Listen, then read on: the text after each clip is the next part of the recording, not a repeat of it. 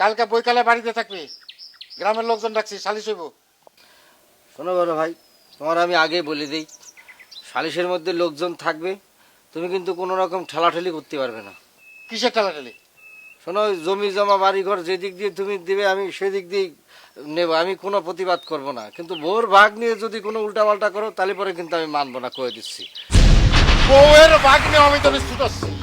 ফাজিলের ফাজিল, বেয়াদব। যাই বল নাই বলো, আমি কিন্তু ভাগ ছাড়বো না, আমি কয়ে দিচ্ছি, আগে কয়ে দিচ্ছি।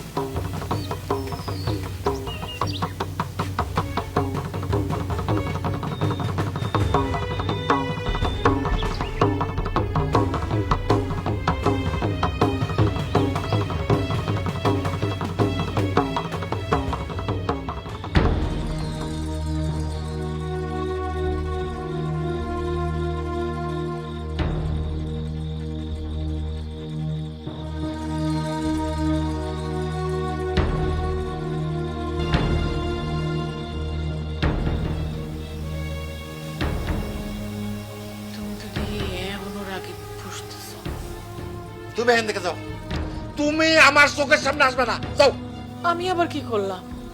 কালকে হয় ও মরবো, নাহলে আমি মরবো। ওরে মাইরা তারপর আমি মরবো। আমি একটা কথা কই, ভাইয়ে ভাই এইসব ঝগড়া ফেসাদ ভালো না, এগুলো তোমরা কইরো না। ঝগড়া পেশা দইব না কে? বাপের জন্মে কেউ কোনোদিন শুনছে যে বউয়ের বাক্সায়? তোমার কি হইলো কও তো? হ্যাঁ, ও একটা কথা কইছে আর তাই সেটা হয়ে গেল। অনেকবার বাড়ছে, অনেকবার বাড়ছে। খালি সকালটা হইতে দাও, দেহ আমি ওর কি করি দাও।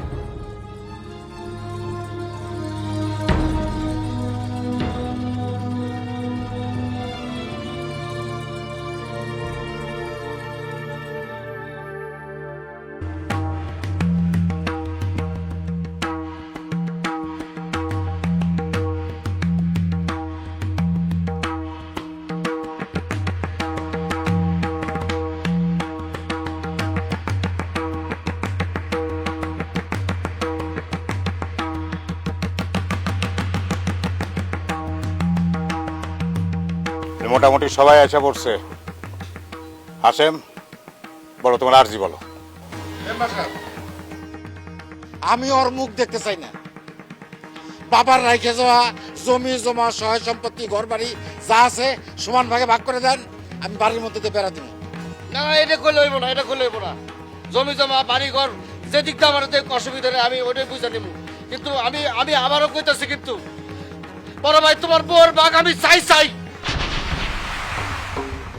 দেখছেন কত বড় বিয়াদব।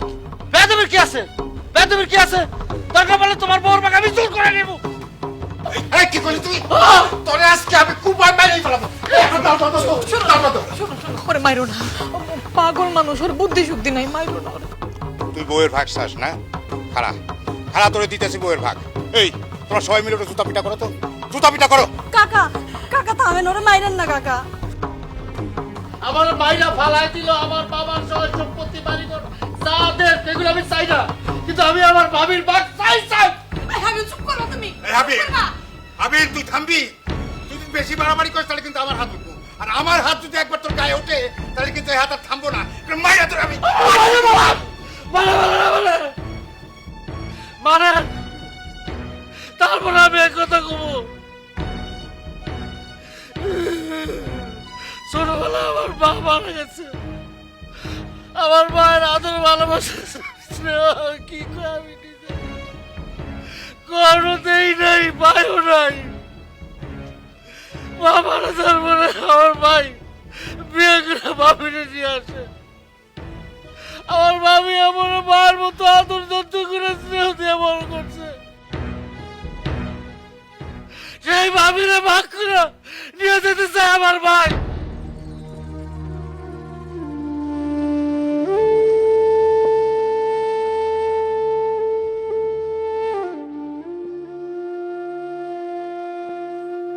আমি বলে গেল আমার ভাবির ভাগ আমি ছাড়বো না, আমার মায়ের ভাগ আমি ছাড়বো না, আমার সব সম্পত্তি সব নিয়ে যাক,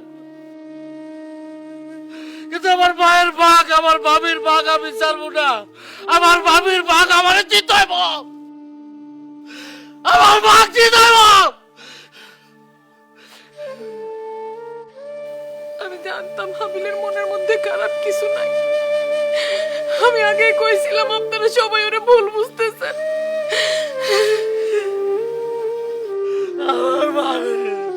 আমার ভাবিরে আমার মার মতো ভাবিরে বলে ভাগ করে নিব না। আমার ভাবির ভাগ আমি জানো না। আমার মায়ের মতো ভাবির ভাগ আমি জানো না।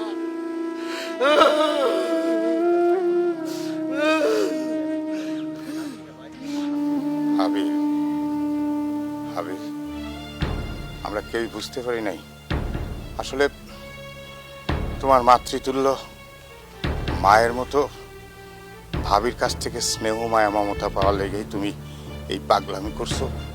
আমরা কেউ বুঝতে পারিনি, তোমারে না বুঝে আমরা তোমার প্রতি অন্যায় করছি। ভাই ভাই তোমরা ভাই ভাই মিলামিশা থাকো, এটাই আমরা চাই। হাবিল রে আমার ভাই, ভাই ভাই আমার বুকে, আমি তোরে কোনোদিন আলাদা হইতে দিব না ভাই।